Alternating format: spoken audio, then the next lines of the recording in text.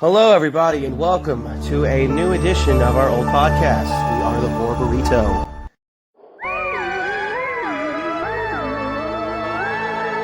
And tonight, I am joined by Zach Baby TV.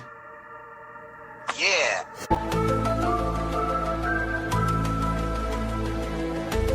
Followed by Goosebumps Jen, aka Josh Wasaki.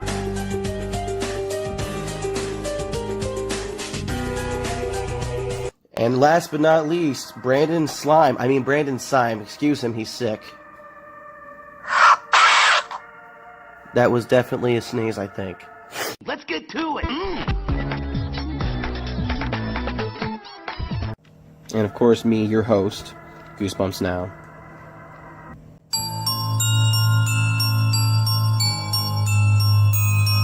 So, sticking with the theme of Halloween, as we're right around the corner from it, October, we're going to start off with a classic, The Nightmare on Elm Street, the original.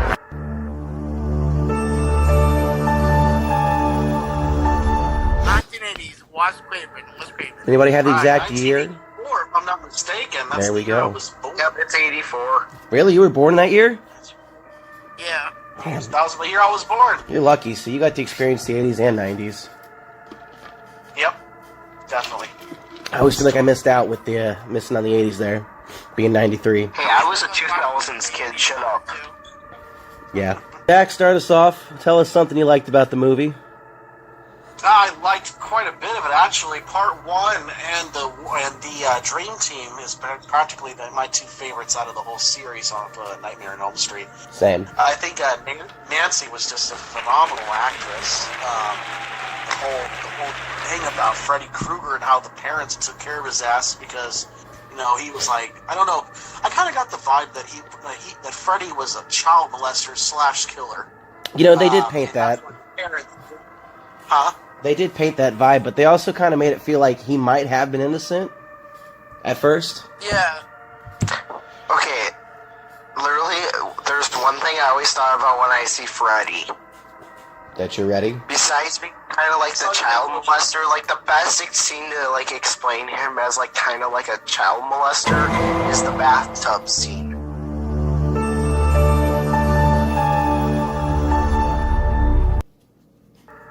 Oh yeah. Yeah. That was kind of kinky. He's swimming in jailbait there. Funny fact about that, real quick, about me. As I did a thing on Facebook, it tells you how you would die in Freddy Krueger, killed by Freddy Krueger. It said you'd be dying in that bathtub scene. And I said, recorded purportedly, I said this, wow, have fun trying to kill me, Freddy. I haven't taken a bath since I was 7. Oh. Yeah, I was gonna say, never take a bath again. So, yeah, But he's it's gonna... so cool how, you know, if he kills you in your dream, you die for real in real life. Yeah. I love the... Did anybody catch that Nancy's father, and I don't know his name, he was on Enter the Dragon with Bruce Lee. Was he really?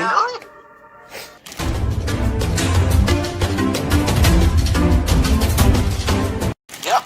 Remember, there was 3 dudes. It was Bruce Lee, the black dude with the afro, that he was a real martial artist as well. And then it was that white dude that was her dad, Nancy's dad. Oh. Yeah, he was like a movie star or something in Enter the Dragon. Gotcha. But yeah, he was in it. I saw him. I saw the dude, and I'm like, hey, he used to kick ass with Bruce Lee. That's the dude that killed Bolo by kicking him in the nuts like 50 times. If we ever get this to like a video format where we're filming this with video, we ought to take shots every time we recognize somebody from another movie who's like a low-key actor. Yeah. Exactly.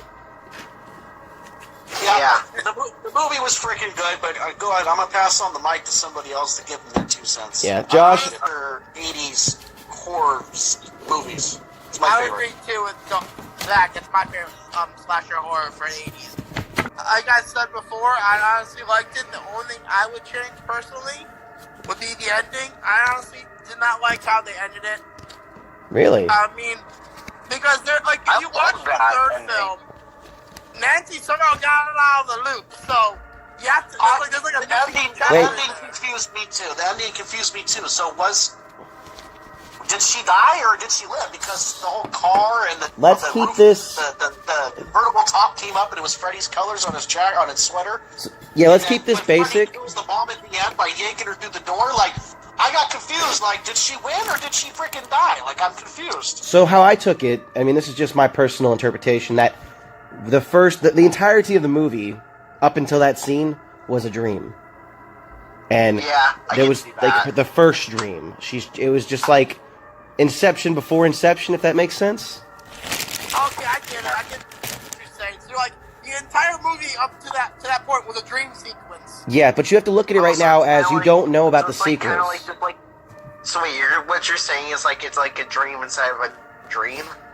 Yes. Kinda? Like, she wakes up and goes to school, but she's still dreaming. Because she beat him, and he came back, which means she didn't win. So that makes she sense. she got the W, but she didn't win the war. That thing is still confusing to me. Yeah, I love it. But It's a mind fuck. I did love the scene in the about her dead friend that was all wrapped up, and like she starts following her in the hallways. Yeah. She's following the streak of blood, and then that girl says, "Where's your hall pass?" And it's really Freddy. I was like, man, that shit was fun. That shit was cool shit. I love my favorite kill on that. In the number one has to be either the opening kill where he kills. Those are good. I mean, it was a pretty good death for Glenn, Nancy's boyfriend. That was a good death too. In the It bed. was Johnny Depp, right? Huh?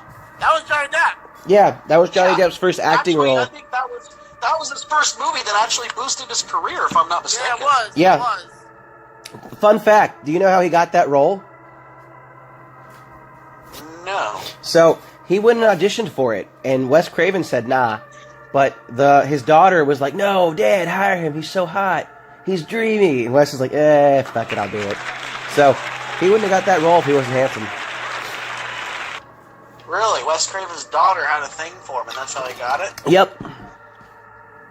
Wait, is it okay if I tell you what I thought of the movie? Yeah, sorry, Brandon, I didn't mean to cut you off. Brandon, tell us what you thought of A Nightmare on Elm Street, Part 1. I thought the movie altogether was really great. Sorry. Favorite kill was probably the beginning kill, the first kill. But there's the one thing that always drove me nuts: police officers. Yeah, they were pretty bad at their job in that film. That's a horror They film. are just so stupid. I know. What do you mean? I got so mad every time I saw those cops. I'm like, are you gonna do anything? Especially when she's locked up in her house and she can't get out and she's screaming across the street at the cops and they're just standing there like, they're just sitting there like, they're like, no, what if they were like this? They were just like, What the fuck is happening? what is wrong with Josh? Josh, what is wrong with you? Turn on your CPU. You're booting up wrong. Is this better? No. Fucking robot. no. You sound like you had a robot orgasm. But literally, like, the one thing that always drove me nuts is, like, literally, like, probably when, like you guys are just literally, they're just probably sitting there eating their donuts. They're like, hold on, lady, let us finish our donuts that we eat very, very, very, very, very slowly. Well, like I said, remember, one, put it from your point of view. You got this crazy bitch who says she's seeing dream demons, which, again, a normal person's not going to buy into, rattling her fucking bars on her window. Oh, God, help me, Daddy! Yeah, no. I see why they're like, nah, fuck that shit.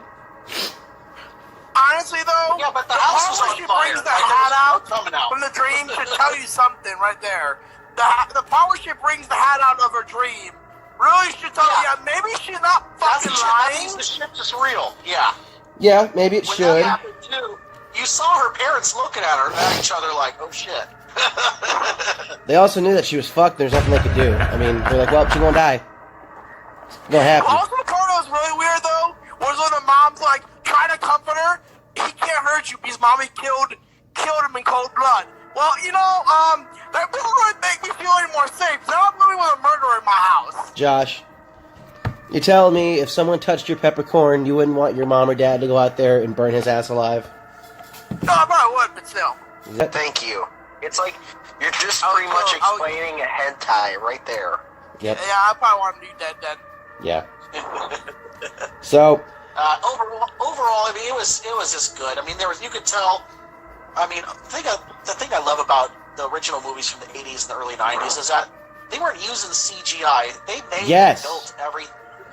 Just They like made scary. It's like they didn't need CGI to be made it real. It made it feel real. Like even though his arms are stretching out in the frickin' street, I mean, you could tell that shit's fake. You could tell there's probably some wires up there if you zoom in, but it was better than all of this to me. I'll take it. In that scene, I was waiting for that scene to come up.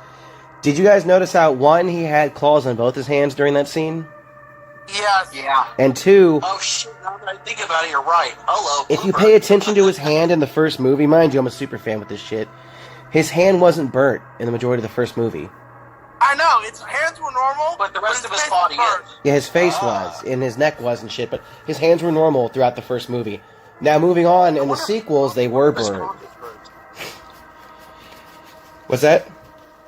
I wonder if his cock is burnt. You know, the problem I have with when it comes to the first one, though, another problem I have with it, if you see the second one, you reveal that Nancy had a diary that she wrote in. Not once in the first film did she write in the diary. I haven't seen Josh. the second one yet. Josh, we agreed to stay within the realm of the first one. We'll talk about that in the next week. I'm just saying. I'm just saying, we'll talk about it next week. We're going to put a pin in that one. Put a pin in it! That, yes. So, Josh, in short, that's continuity error because it's a retcon, but we'll talk about that later. Moving on to my favorite part, I was going to say, you know, the movie was pretty solid. I'm probably going to go with, Brandon, you said you like Glenn's death the best? Yeah, I did. You know, like Glenn's death the best. I liked it the best too, and essentially, do you know how they did that effect? So, to make that look realistic, they essentially they had this like moving set where they would flip the set upside down on a gyroscope. So they turned the set upside down and they dumped like, I think it was 60 gallons of like red paint for the blood. Yeah, mixed with fake blood. And if you watch closely on that scene, the blood hits the fucking ceiling so hard it breaks the light fixture. It's beautiful. But yeah, that was probably my favorite death scene as well. It was just so graphic. And as a child, that really fucked me up. I'm like, oh my god. The other one I think was really graphic is the opening kill. Tina? Where he kills Tina.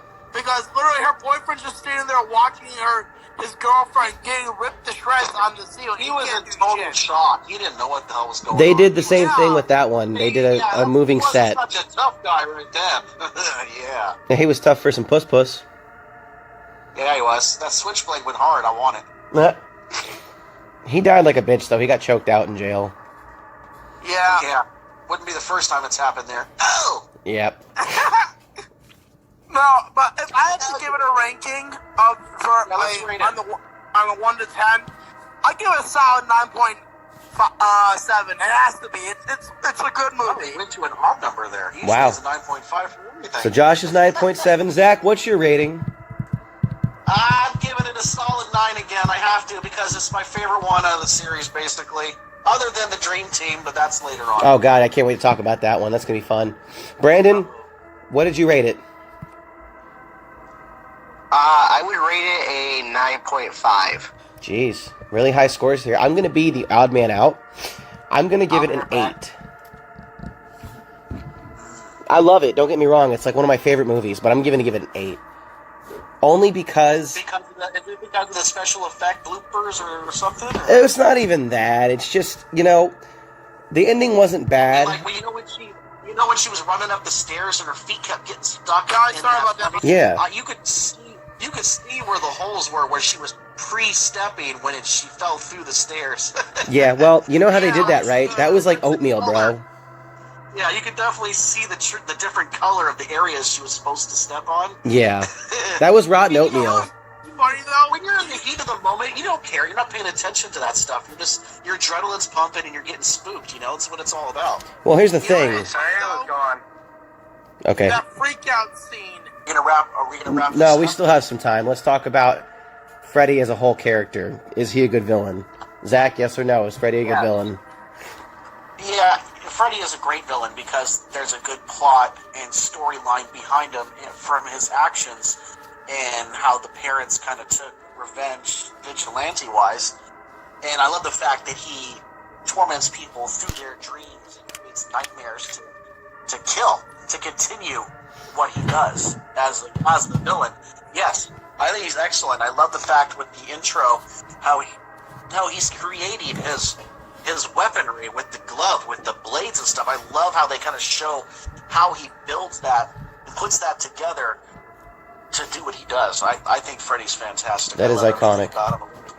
And I love his freaking personality. I love his comedy. I love his smirks and how he loves to toy and fuck with their minds. I love it. He wasn't like super joking this one. The first one he was pretty dark. As they go, he kind of becomes a funny guy. Like I said before, I'm going to go with Dalton on this, or Zach on this one. I agree with Zach. He's pretty much a flawless villain. Honestly, I think Wes Craven was very smart in the fact that he kept most of his full backstory a secret until the very end of the last film. Like his real full motive for killing kids and like but we're getting starting his killing spree in the first place. Let's keep it first one for now. For the first one, his motives were just he was kind of fucked up. You know? Yeah. Brandon, was Freddy a good villain? I think he's a good villain, and there's one thing that I always loved about Freddy. Go on. Like with the dream killing, like, you know, him and Jason, they both have a reason to kill. He's not like Michael Myers. Oh, I just go around and kill people because I want to. Actually, Jason doesn't really have a full reason to kill either. He just kills people who he thinks are to blame for his drowning. Jason doesn't like people who fuck by his lake. If you don't fuck by his lake, you won't die. That's not true. Don't fuck by my lake.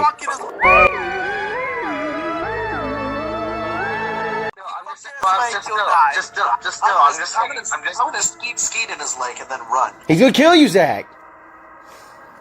He's gonna start skeet in his lake and then run. Any nut busting of any kind will enter the Jason. Take that, Jason. Bye-bye. At least Freddy and Jason technically have a reason, so. Okay, well. Damn it, you caught me here in the middle of an animal crack room. Alright, well, we're definitely going to get to all those once we finish the series of Nightmare on Elm Street. We're going to carry on to either the Halloween series or we're going to get on to the Friday the 13th. We'll figure that out with the vote later. I definitely want to review Halloween 3. Honestly, I'm just going to put I don't think there's way too many things for us to go into, installments to go in through it on all Halloween. It's okay, it doesn't have to be Halloween based. We're the Horror Burrito. We're here for spooky times all the time. Yeah, true. We should probably go, like, Halloween, then Scream, and then Friday the 13th. Well, I was thinking, you know, I wanted to say something else about the Nightmare series, but since we're on the subject, I'll finish up with this. We should review Trick or Treat for Halloween. Yes. Yes! Please. There we go. We'll do it. What do you think, Zach? I'll do it. Oh, you have to, because it's about Halloween. Exactly. Okay. So- Let's not even talk about it. Let's just plan that for the Halloween one. So let's plan to do the next podcast for Nightmare on Elm Street Part 2. Yep. And then the next one we're gonna have to do Trick or Treat. Works for me. And then after we do Trick or Treat, we'll go back to Nightmare on Elm Street Part 3 and continue on. You know, and I might be able to squeeze this out every week, considering I'm done with the vacations and stuff, but we'll see. I got homework for you guys if you have the free time. There is a 30-minute video on YouTube.